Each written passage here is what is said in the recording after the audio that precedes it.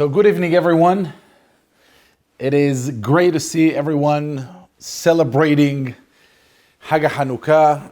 And Be'ezrat Hashem, I hope and I pray among everyone in the Jewish world that HaKadosh Baruch Hu will continue to bless us with the power of light, with the power of the ability to light candles of joy, of love, of connection between us and between us and Borei Olam Be'ezrat Hashem. I don't know if you can relate to this person that some of us might call him the annoying one. And it's also started from a very young age when we were kids, and some of us even experiencing that with adults. Do you know this person that every time you're celebrating a simcha, that every time you're celebrating a joyful event, is always there to question whether this is a real simcha, this is a truthful simcha. Maybe he knows something we don't know. Maybe if we would know something about this happy occasion, we would rethink the idea of rejoicing and being happy and celebrating.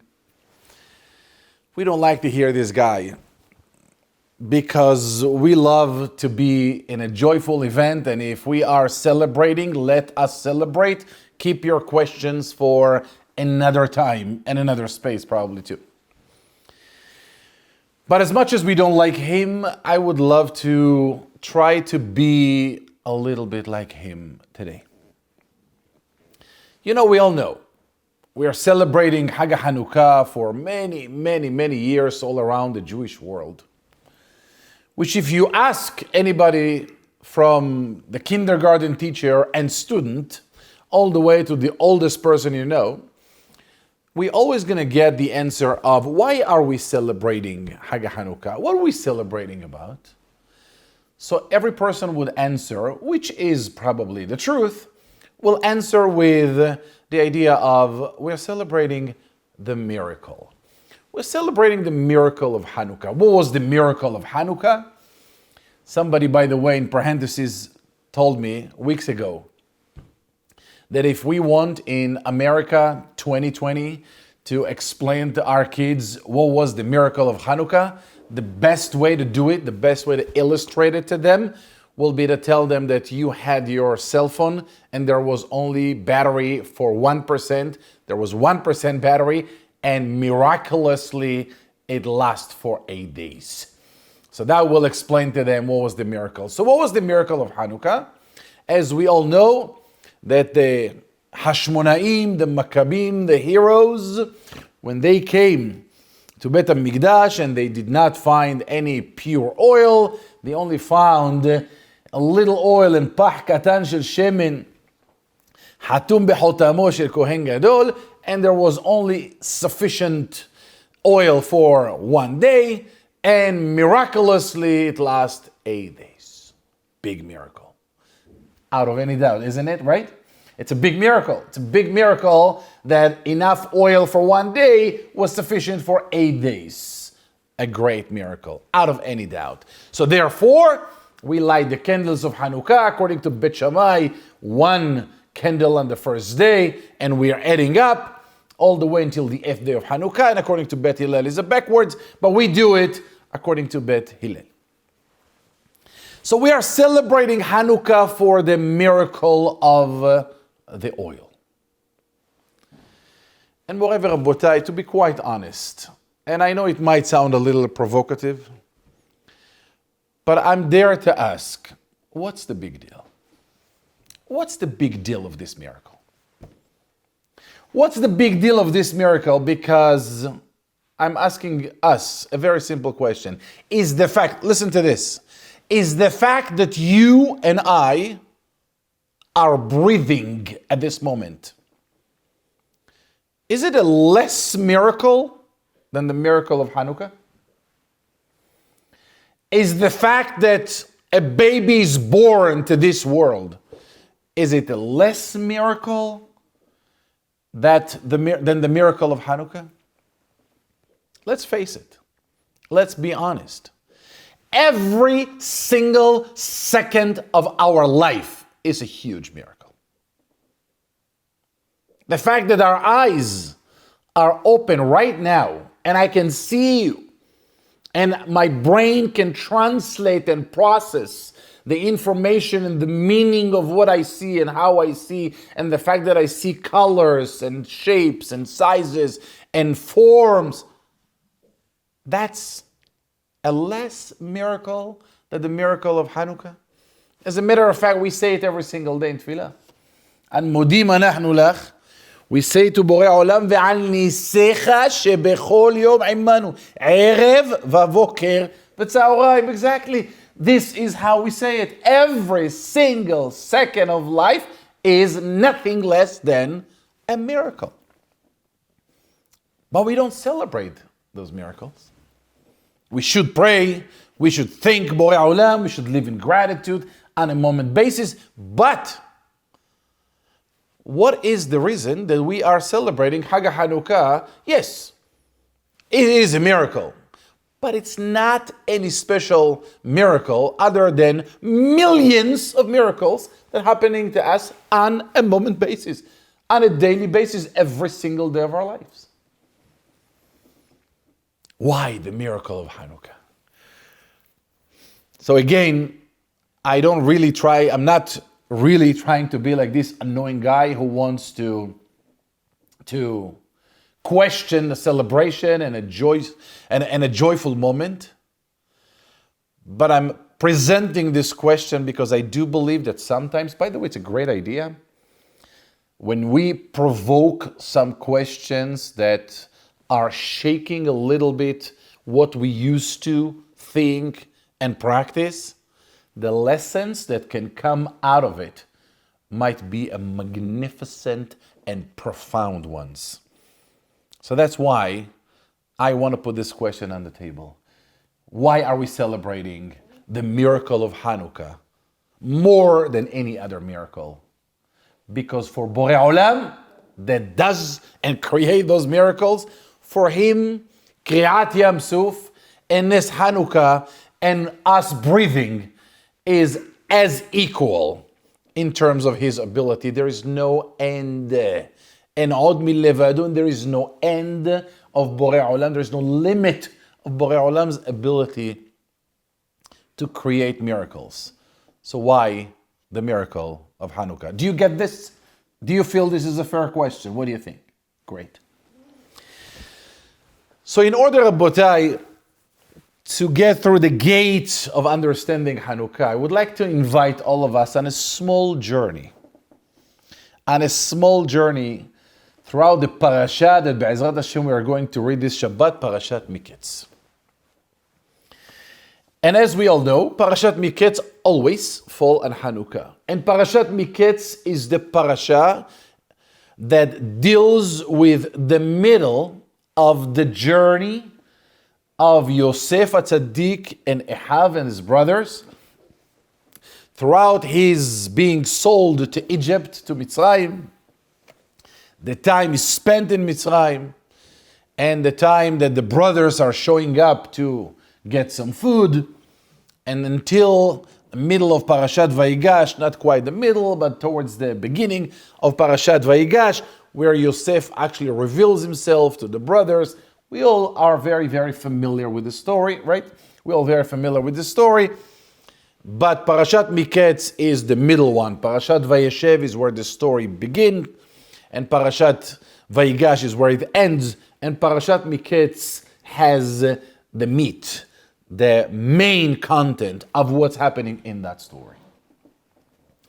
And as we could imagine, and as we all know, Parashat Miketz is continuing the journey of Yosef HaTzadik, but continuing the journey through dreams. But this time is not about Yosef's dreams.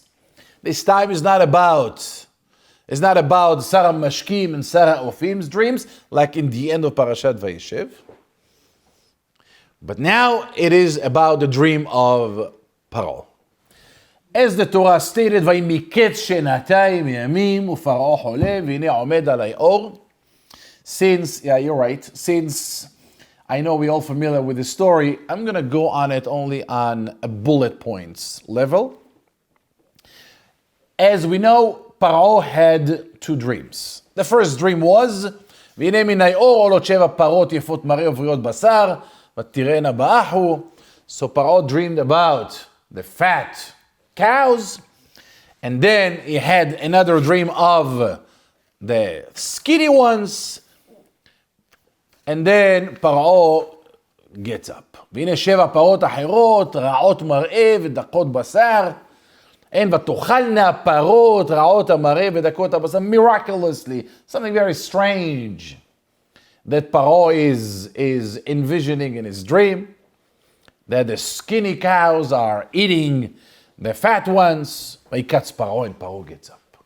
Paro gets up, and he gets up in the morning, and he says something is, I don't know if he gets up in the morning, maybe in the middle of the night, but he gets up. ויקץ Paro, and probably out of nervousness and fear and wonder.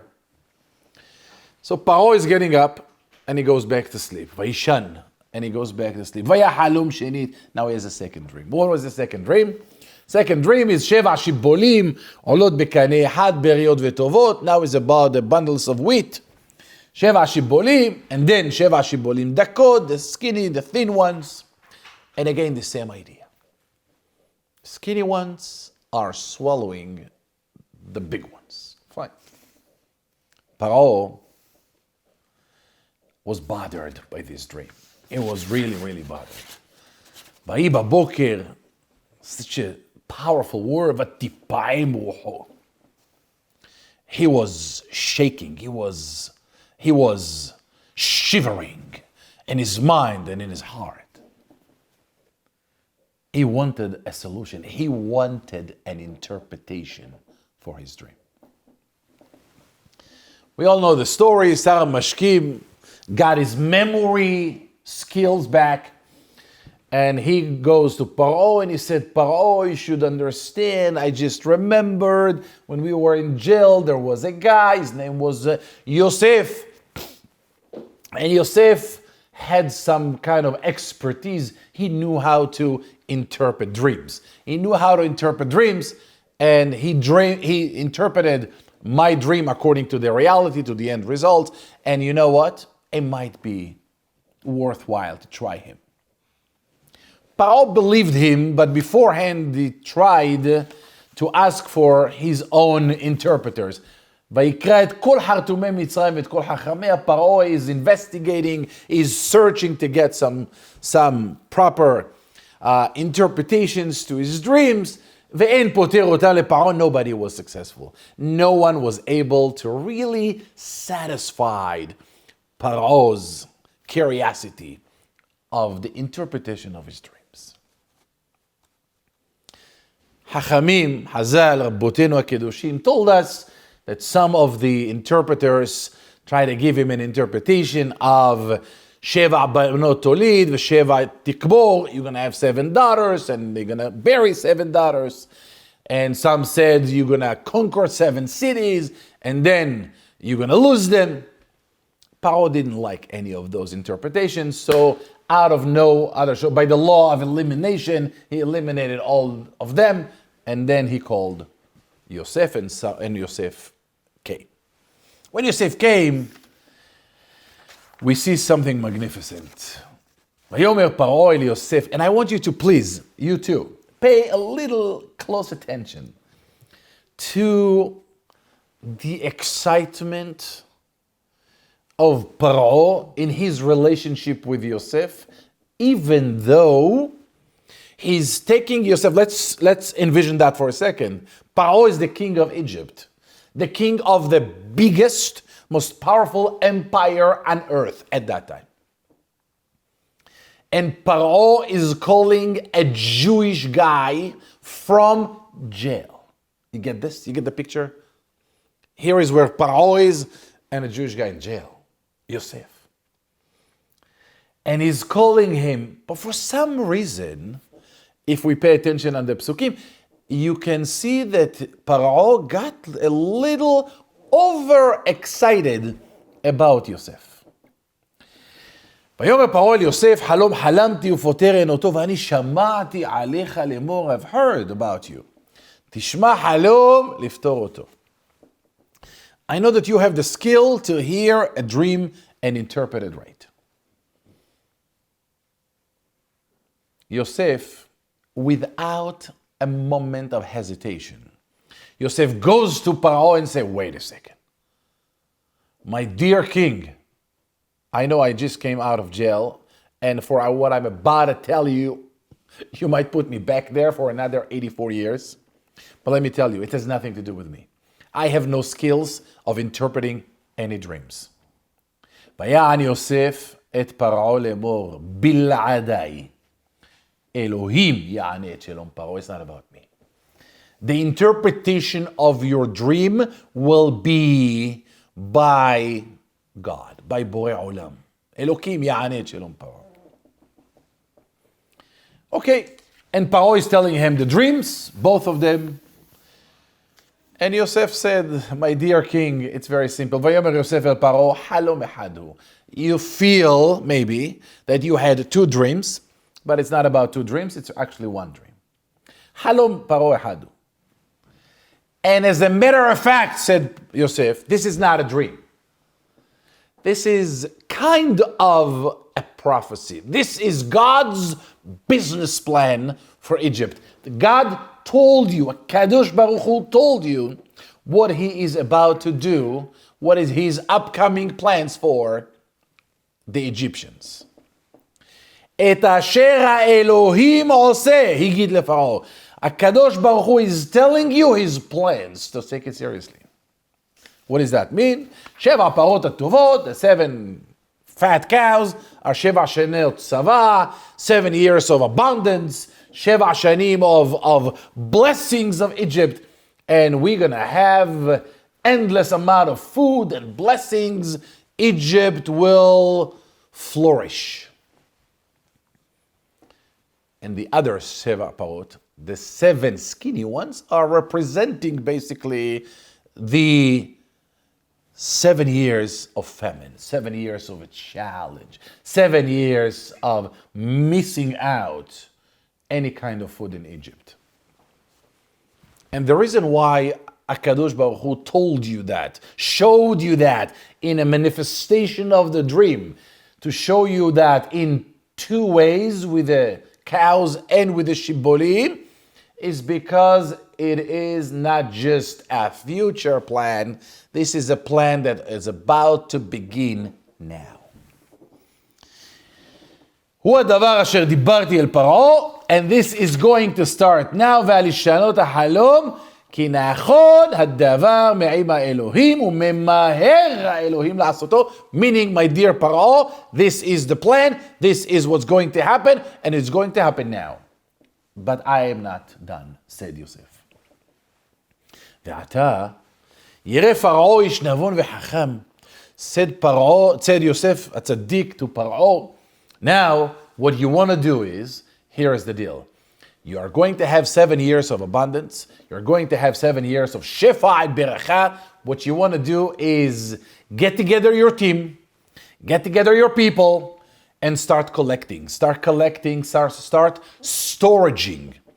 Storage all the wheat and all the barley and everything that grows. And make sure that you are putting it in a storage place.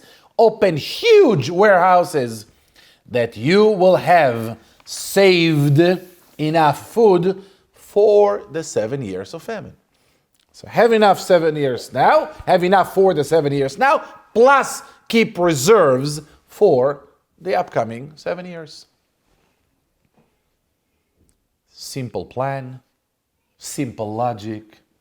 Don't waste the blessings. Keep them for a rainy day. And in that case, for 7 rainy years, not 7 days.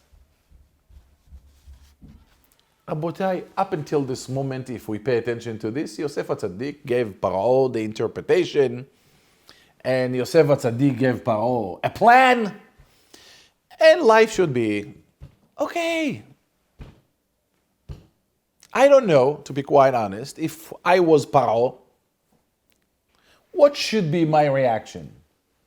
The first question is, how did Paro know that what Yosef HaTzadik is saying is actually true?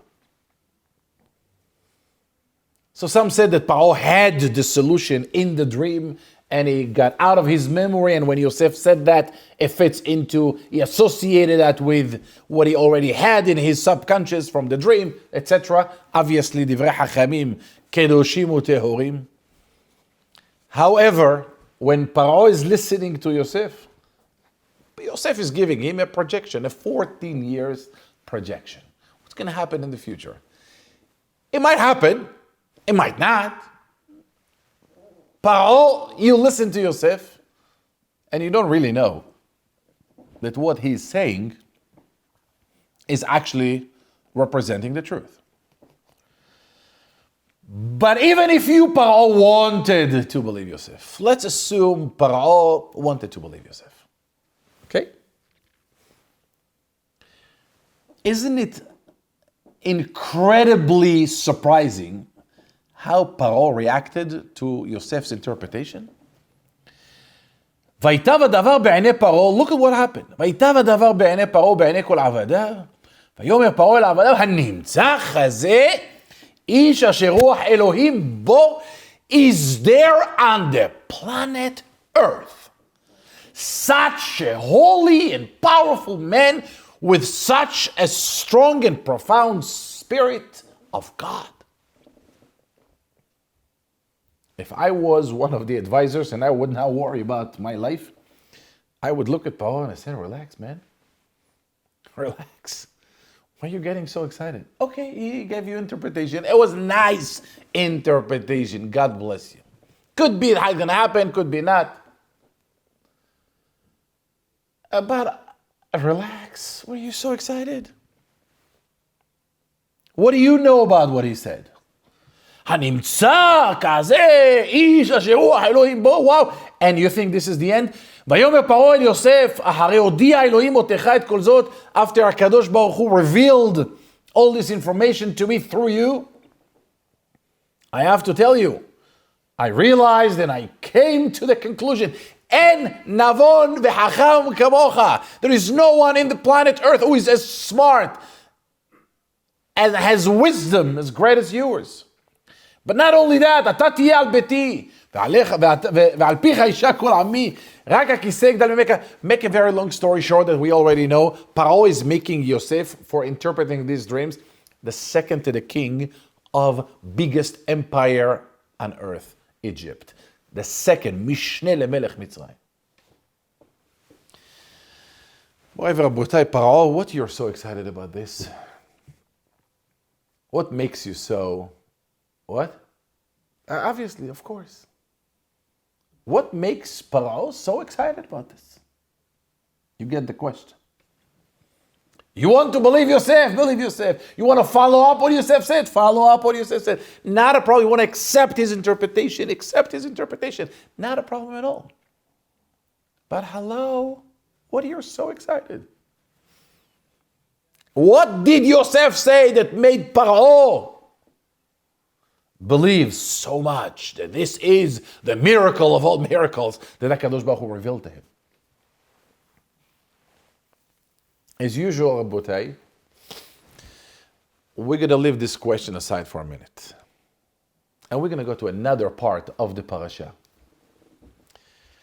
that we have a very, very valid concern, apparently, of course, lichora.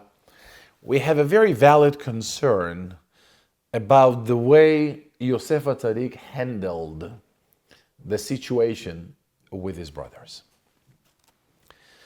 We all know that up until now, Yaakov Avinu is carrying an enormous pain. Agreed? Yaakov Avinu, in his mind, doesn't know where Yosef is, nor anybody else. And Yaakov Avinu is living life in a mourning mode for so many years. Yosef HaTzadik is Mishneh LeMelech Mitzrayim. And we know that the famine started to hit after 7 years. And Yosef and the whole world is coming to to Mitzrayim to get food. וירא יעקב כי יש שבר במצרים, ויאמר יעקב לבניו למה תתראו. Go to Egypt. שמעתי שיש במצרים לחם. I know that Mitzrayim has food. Go get us some food. Make a very long story short, the brothers are going to Egypt, and as they go to Egypt, they see Yosef. And the Torah said, when they saw Yosef, ויבואו אחי יוסף וישלחו לו אפיים ארצה, וירא יוסף את אחיו ויכירם ויתנכר עליהם וידבר איתם קשות. יוסף הצדיק, if it was somebody, Has v'Shalom, in our generation, I would illustrate it and demonstrate it in a different way. But since we are talking about Yudbet Shivteka Kedoshei Elyon, every single one of them, it's incredibly to see that Yosef is welcoming and accepting them to come to Egypt. And when they come to Egypt, he became a foreign. He became foreign to them. And he started to be harsh and difficult on them. ויאמר עליהם מאין באתם, ויאמר יש בו אוכל, and Yosef is continuing, ויכר יוסף את אחיו והם לא הכירו, ויזכור יוסף את החלומות, his entire memory started to come back. And they said, no, we just came to collect some food. And Yosef said, no, you are spices. You're meragelim atim. He said, what are you talking about meragelim? We're not meragelim. Yes, you are meragelim. No, you were not meragelim. Yes, you are. No, we're not. Now, if you pause for a second, ask yourself the following question. How many people do you believe came to Egypt to collect food? I don't know. Thousands? Tens of thousands, hundreds of thousands people, I don't know. How many people came to Egypt? How many of them speak to Yosef? How many of those people speaking to the king? I mean, there are so many employees of the government. None of them probably had a chance to even see Yosef, but here they are negotiating directly with him. And Yosef said, look, you are spices. No, we're not. Yes, you are. And if you want to prove that you are not, I need some proofs. You said that you have a brother in Eretz Israel, in Eretz Canaan. I want you to bring him down here. If you bring him down here, I will believe you are not meragelim. The brothers are sitting there and watching the unbelievable picture in front of them. This Egyptian guy is sitting there and accusing them for being spices. This is a terrible thing, isn't it? ברוך אתה אדוני אלוהינו מלך העולם שהכל נהיה בדברו.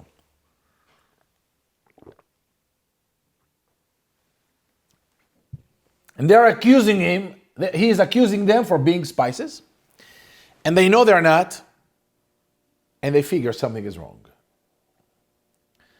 And Rabbotai, unlike any person we know in the world, when something difficult happened to us, one of the most romantic way to do when we are experiencing a challenge in life is to find who is the best person to blame for our challenge. If I'm going through a hard time, who is the best person I can blame?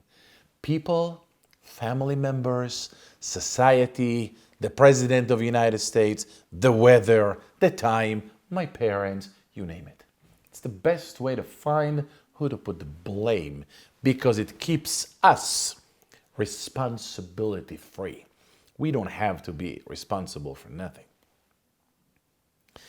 But the brothers, Akedoshim v'Ateorim, when they experienced that challenge with Yosef, they didn't go to the game of victimizing themselves. This is anti-Semite guy. This is Egyptian. This is this guy. He doesn't like us. We'll look different. And all kinds of excuses. They simply looked back into their own selves and they said, אבל אשמים אנחנו. אשר ראינו את אחינו בהתחננו אלינו, אשר ראינו צרת נפשו בהתחננו אלינו ולא שמענו, על כן באה אלינו הרעה הזאת. The brothers could pinpoint exactly the reason why they're experiencing what they're experiencing. They realized that HaKadosh Baruch Hu is involved here, and it definitely has to do with something that they did, so to speak, wrong. Yosef is standing up there. He obviously understands their language. And Yosef is watching them and listening to their conversation. And Yosef realized that they are deeply, deeply regretting what they did to him. Sounds right? Aval ashemim anachnu, we are at blame because we did not pay attention to the pain of our brother. So they took the blame. They regret it. They're apologizing. They're sorry. They're deeply sorry. Not like American sorry, but real sorry. You know, sometimes I have to tell you, I don't know if you ever experienced that, but sometimes I hear people seeing two people talking and conversing with each other, and people go to them and say, "Oh, I'm sorry for interrupting." And then they interrupt because they believe, I am sorry to interrupt. I am sorry is basically requesting permission to interrupt. And they're obviously not sorry, because if you're sorry, just don't interrupt. It's pretty simple. And Yosef sees that they are deeply sorry and regretting what they did to him. But it didn't change his plan. And Yosef is going to go with them on a journey that is going to create so much pain to them, to him, and to Yaakov Avinu. And he's telling them, okay, keep Shimon here, you take Binyamin, you go home, you bring Binyamin. We all know the entire mess. They go, and Yaakov Avinu refused to do it. And Yaakov Avinu said to the brothers, Lama amartim lo, why did you tell him that you have another brother? You know, Yosef enenu, Binyamin tikahu, Shimon enenu, alayyu kullana. You are going to cause me more pain, and I'm suffering so much. Why did you do it? Reuven is trying. Yehuda, in the end, was able to convince Yaakov Avinu they're taking Binyamin. They're taking Binyamin, and they're coming there to Eretz Mitzrayim. And Yosef is seeing Binyamin, and the truth of the matter is that by itself should be something for us to take a deep breath and try to envision that meeting between Yosef and Binyamin. There's a lot of talk about it, but that deserves a separate time. But in the end of the day, they're going to eat lunch in the house of Yosef. Mishneh lemelech Mitzrayim. The brothers are going through all kinds of confusion. They don't understand why from the very beginning he thinks they're spies, and he's keeping Shimon, he's asking for Binyamin, and now they're eating together. They have no idea what's flying. They find their money back with the food that they got refund. They got their money back with the food that they purchased.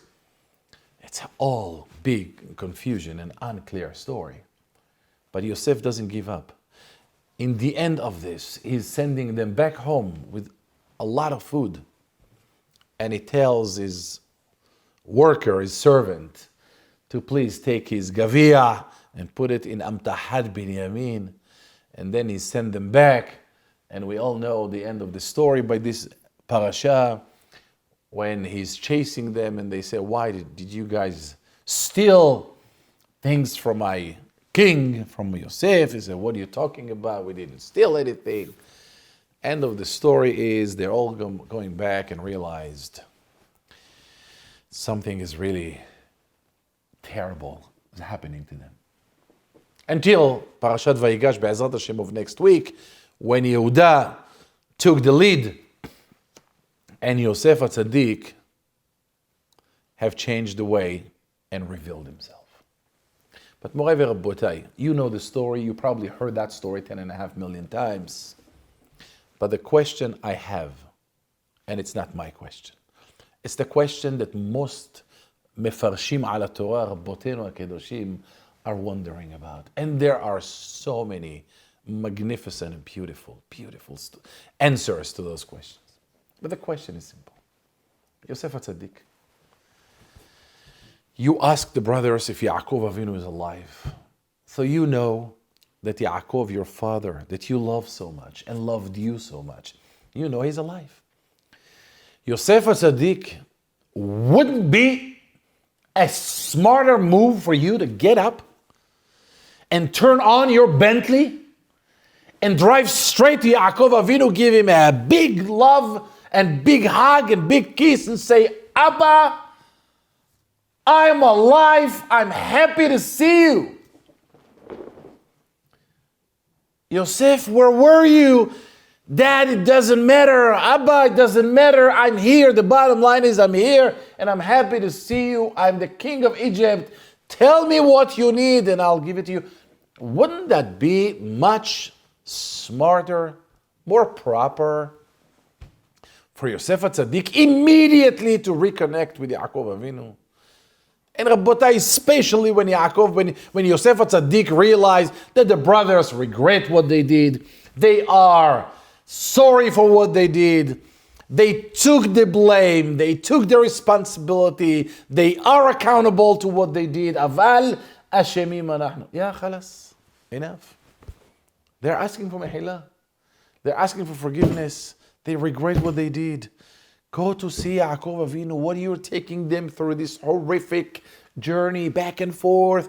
Keep Binyamin, keep Shimon, bring Binyamin, here's the money back to you. Yes, no, and putting the Gavia in Amtahad Binyamin. What's flying here?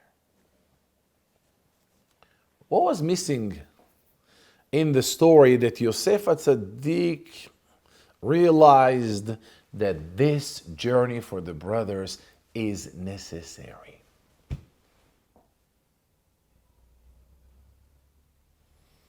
Boy, Rabbotai,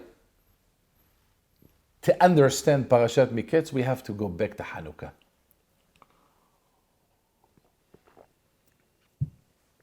To understand the story of Yosef and the brothers, we have to go back to Hanukkah. And again, the question that we all know is very, very famous. When the Gemara in Masechet Shabbat introduced Hag Hanukkah to us, the Gemara said, "My Hanukkah." What is Hanukkah? And when the Gemara describes Hanukkah, the Gemara said that there was a big war between the Hashmonaim, the Maccabim, and the Yevanim, and the Greeks. And we all know, as we're going to see in a second, that the war was a kind of a war that the Maccabim truly had zero chance to win. There is absolutely no way, shape, and form that they had a possibility, even an option, to win this game, to win this war. But the way the Gemara said is like this. You know, there was a war, and when the Maccabim, when the Hashmonaim nitzhum, when they won the war, they came to Bet HaMikdash velo matz'u pure oil for the menorah of Bet HaMikdash, nor that they could find the menorah. The menorah itself was not there. And what they did, they only found pach katan hatum b'chotamo shel kohen gadol, with a little challenge, because there was only a little bit oil, and it was sufficient for one day. Miraculously, it lasts for 8 days. וקבעום להלל ולהודאה, and basically Hachamim established the days of Hanukkah להלל ולהודאה for what miracle? For Nes Hashem. Now if you blink twice and you go to Al Nisim that we say Birkat HaMazon and Tefilat Shmona Esrei throughout the entire days of Hanukkah, we also mentioning the miracle of Hanukkah. And we say Al Nisim, Al Purkan, Al Givurot, v'chulei. And then we say, what was the story? What are you thanking Borei Olam for? What you're in gratitude for?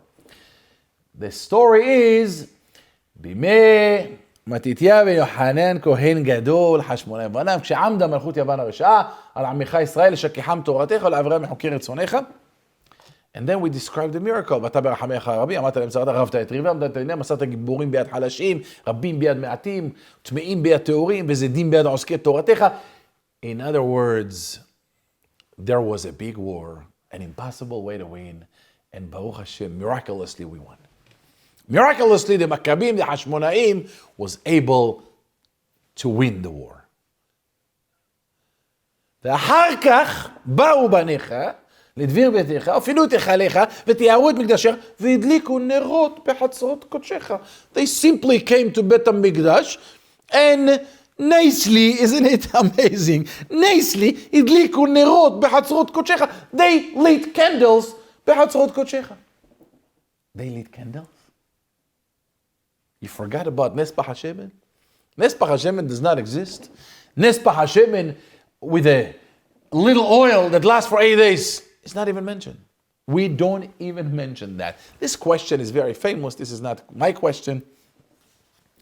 But it's definitely something to pay attention. And again, as I said before, there are so many beautiful, beautiful, miraculously great interpretations and explanations to this. But what I would like to do today is to try to share a very, very profound idea, Rabbotai. And I have to admit, it is not going to be super pleasant message to hear. But as usual, I never believed, and I do not believe for the rest of my life, that messages and powerful messages has to be easy in order for us to process them. In order for us, I really, really firmly believe that in order to create profound and powerful life, we have to be brave enough to face reality and understand those points in life, because this is the only road we can pave to create an enormous success in life. Why is the war is not mentioned in the Gemara, and the miracle of the oil is not mentioning in the Ala Nisim that we see?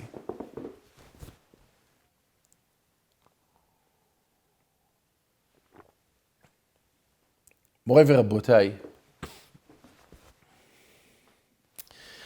in order to understand that, we need to understand that there are two separate categories, two school of thoughts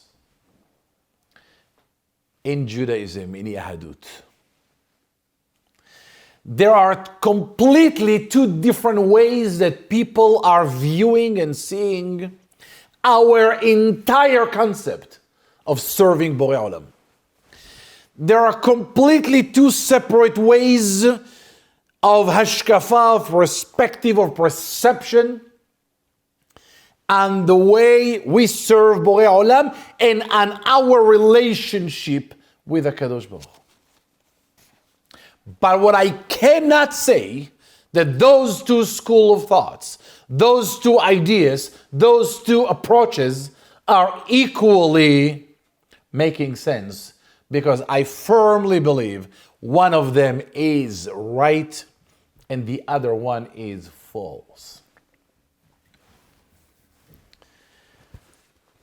The other one is not just false, it's also something that I gave it a name, and it's called a Mickey Mouse Judaism. Yes, you heard me. Mickey Mouse Judaism. The Mickey Mouse Judaism belongs to those people who are sitting home, who are doing whatever in the world that they want, and when the results of their lives is not what they wish to be, they're there to blame Borei Olam for it and say, you know, I don't have it, HaKadosh Baruch Hu lo rotze, God doesn't want. זה לא משמיים. זה לא משמיים. It's not from HaKadosh Baruch Hu. I'm going to give you an example that I'm dealing with a lot. And I'm sorry for mentioning that, but it's something that the world is about.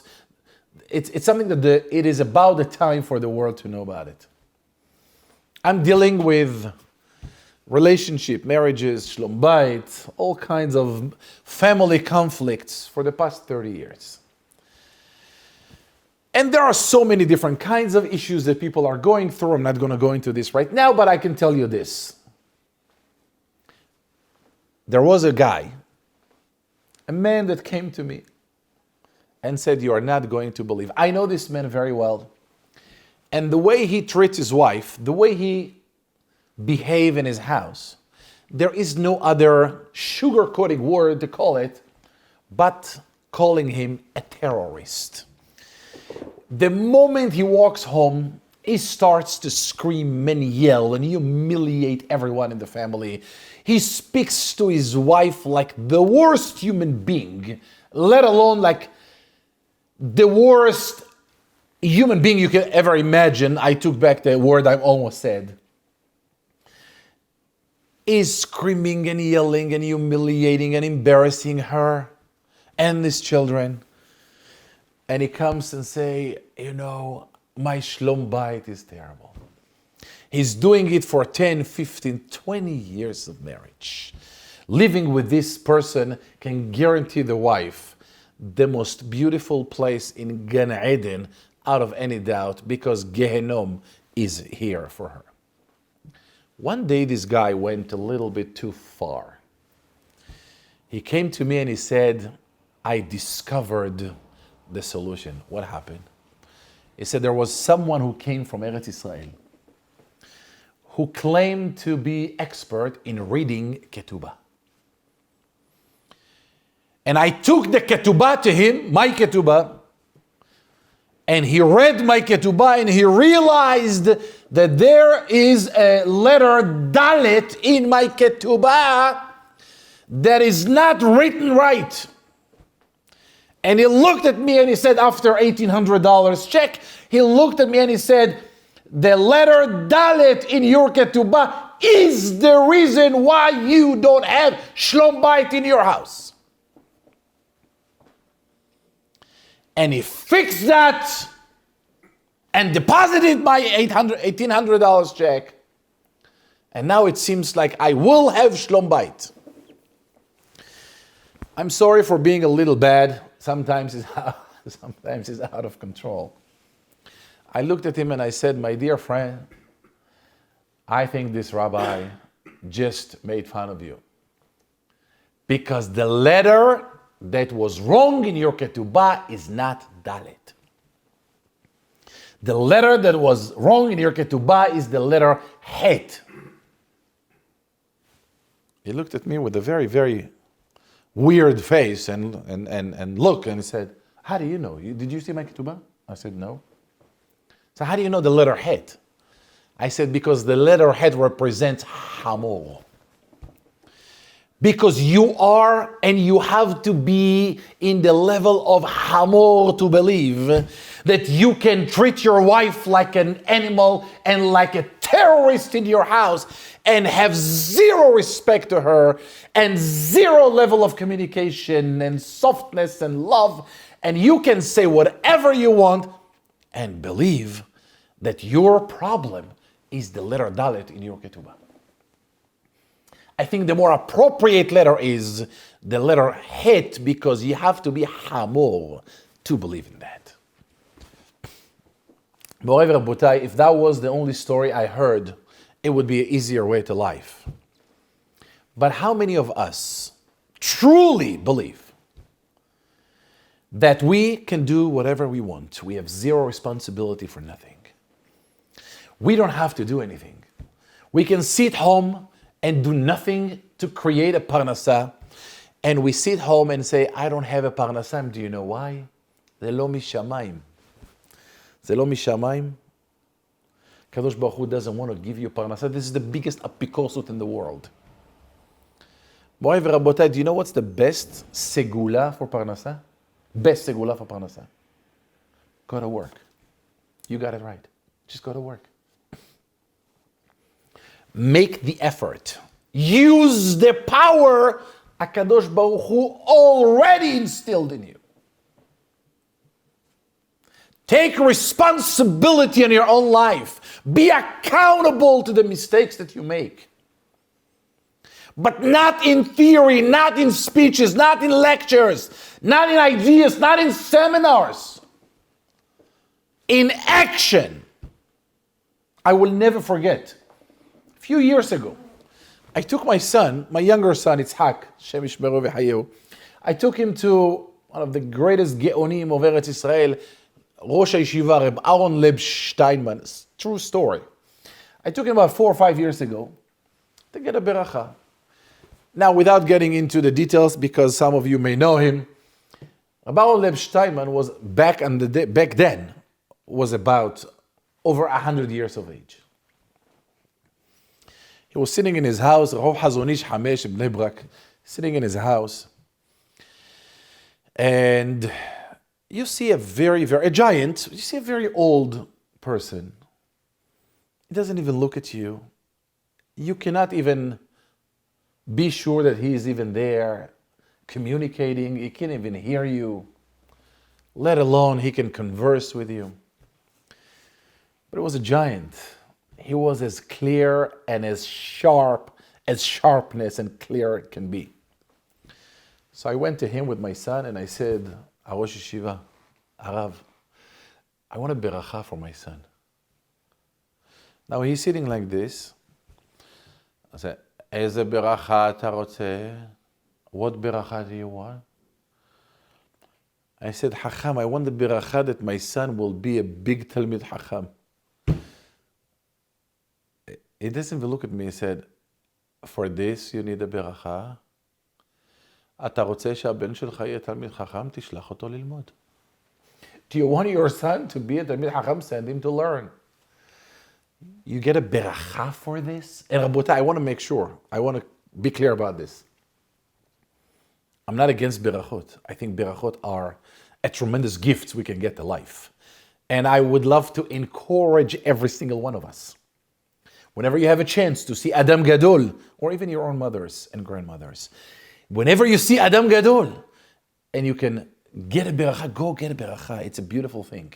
Getting a blessing from a hacham, getting a blessing from a tzaddik, getting a blessing from your parents, getting a blessing is a treasure.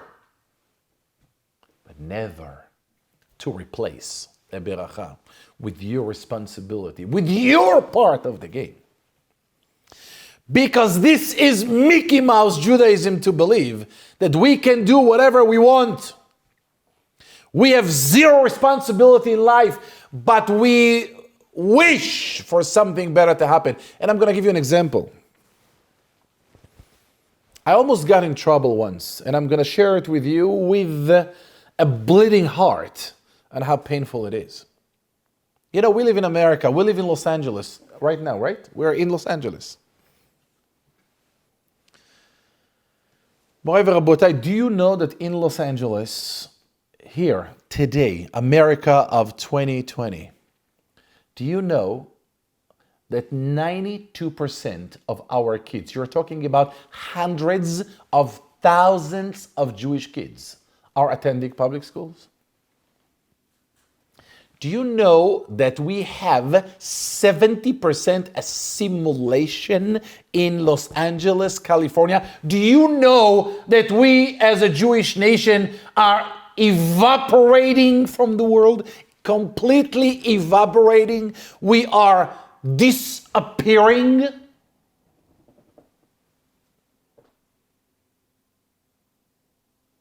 And how many people do you believe, including leaders, that care about it? How many people are doing something about it? Except for those who are holy people that putting some band-aids as much as they can. I can never underestimate their power and their force and their incredible effort. Nevertheless, let's be quite honest. What do you think is going to happen if you send a Jewish kid to a public school and he's growing up with different culture and different religion? And then you send him to high school, and then you send him to college, And what do you think going to happen? What do you think the end result will be? I cannot begin to tell you how many hundreds of parents came to me in tears. My son is going to intermarriage. My daughter is going to intermarriage. I don't know what to do. There is no point to life. I am in pain. Yes, they are in pain. But this pain could have been prevented. Moreover, Rabotai, what is our responsibilities? I was almost got in trouble for saying that, but I'm going to say it again. I firmly believe that there is a very big challenge on Hag HaNukkah to believe that the Hashmonaim and the Maccabim won. If we are honest with ourselves, if we are brave enough to face reality the way reality looks like, in a most vulnerable way, living in Los Angeles today, 2 seconds away from Hollywood here, I think the Greeks are winning big time. Painful statement. They are winning. Without going into details. If anybody believes that the Greeks belong to the past, that the Greeks are part of history, I have no idea what they're talking about.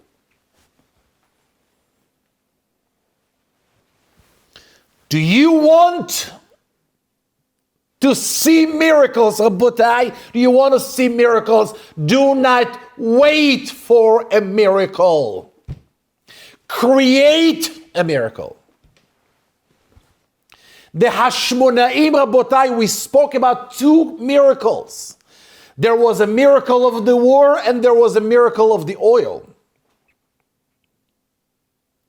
And I am there to say that the only reason that Nes Pach Hashem had actually happened is because they created that miracle by fighting. When they were prepared, Hashmonaim HaKedoshim, when 4 out of 5 of them died for 3 years of a war.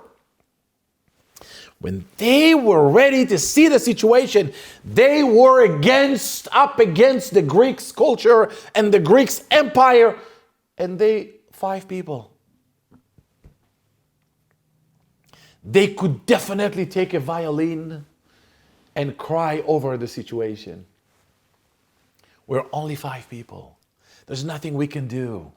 The Greeks are an empire. They're strong. They're powerful. Who are we? God, we surrender. God, we can fight. We cannot do anything about it. But this is not what the Hashmonaim did. What the Hashmonaim discovered and gave the message and conveyed the message to us.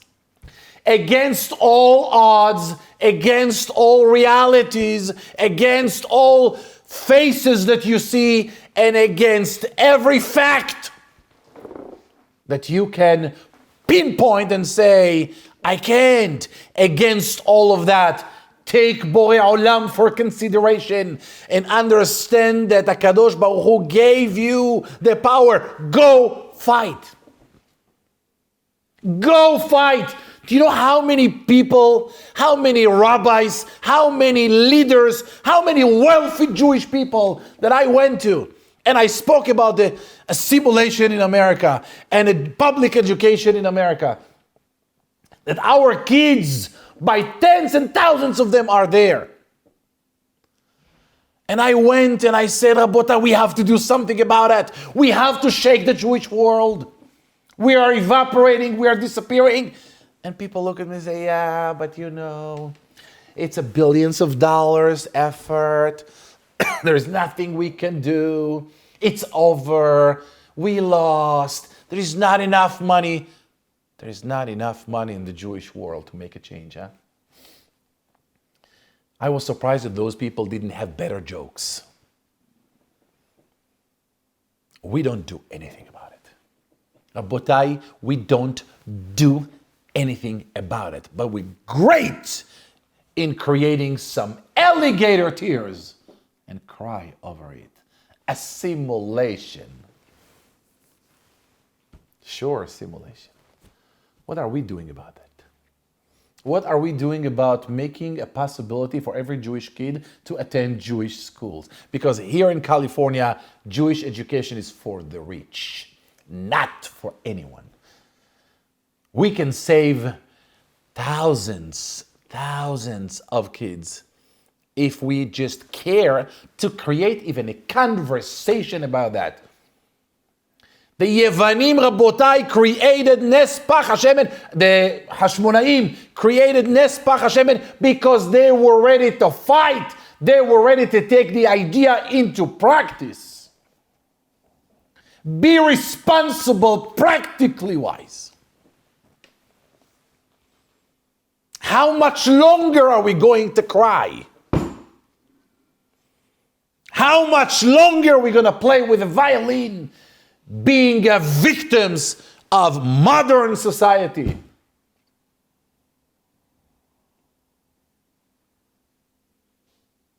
That's the miracle of Hanukkah.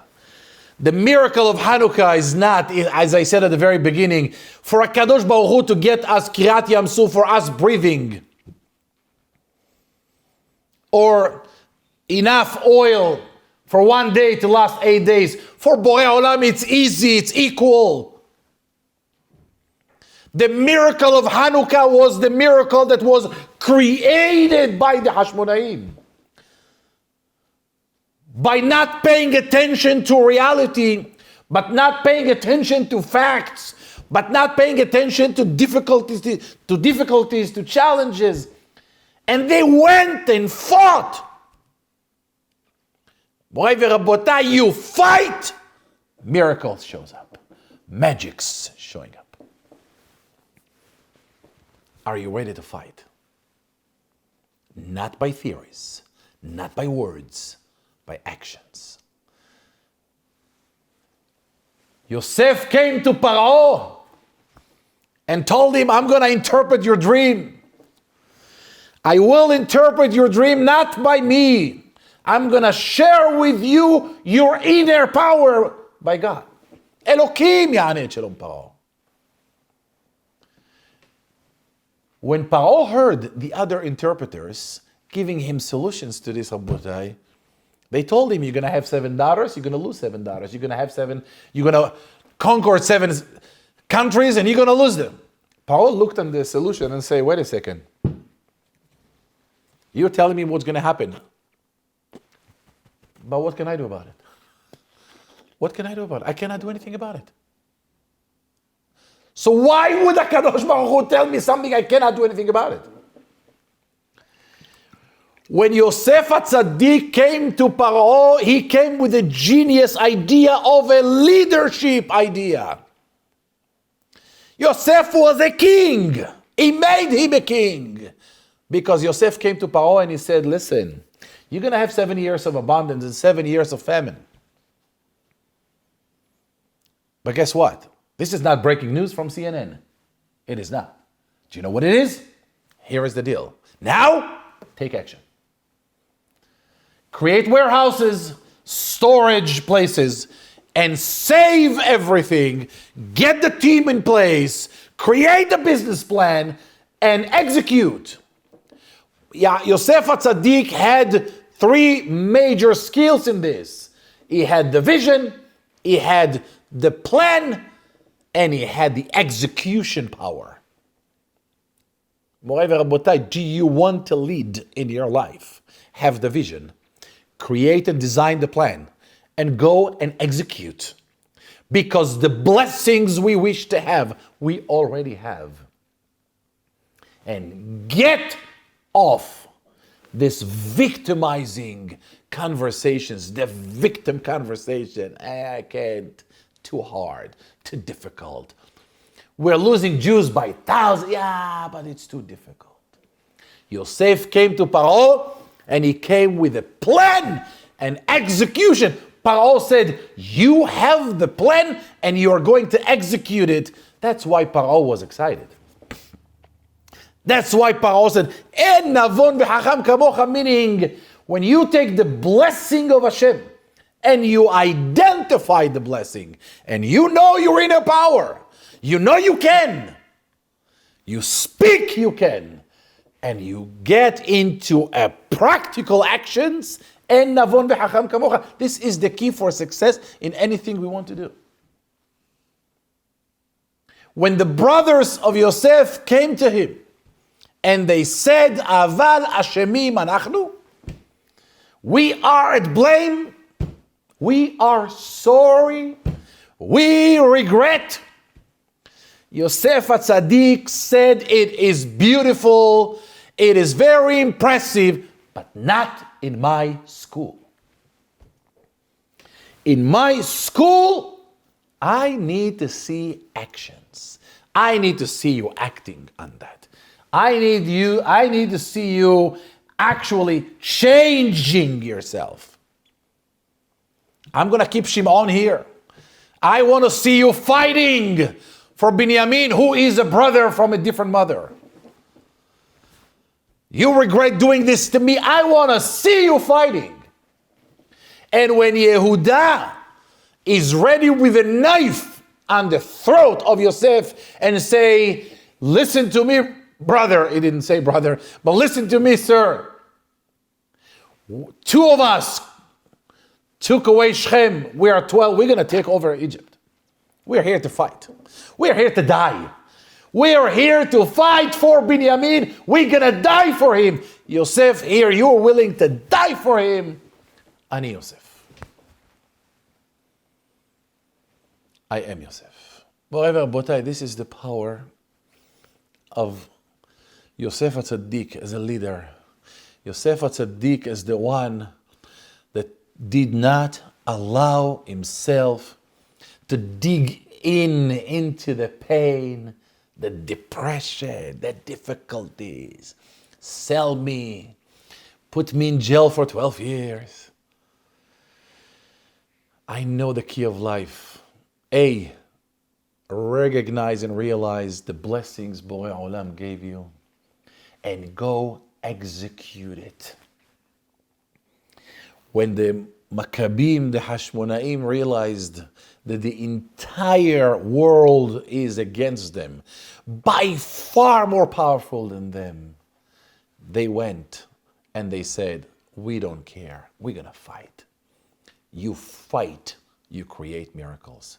Moreover, Rabbotai, from the deepest love I could possibly share, I want to beg every single one of us to get out of any victim speeches we give to ourselves. Understand the blessings that Kadosh Baruch Hu is giving to us.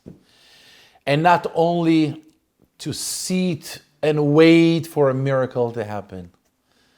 Create a miracle. Fight for a miracle. And on top of everything, be a miracle. Be the miracle, because we are a miracle. We are gifts that Kadosh Baruch Hu created in this world.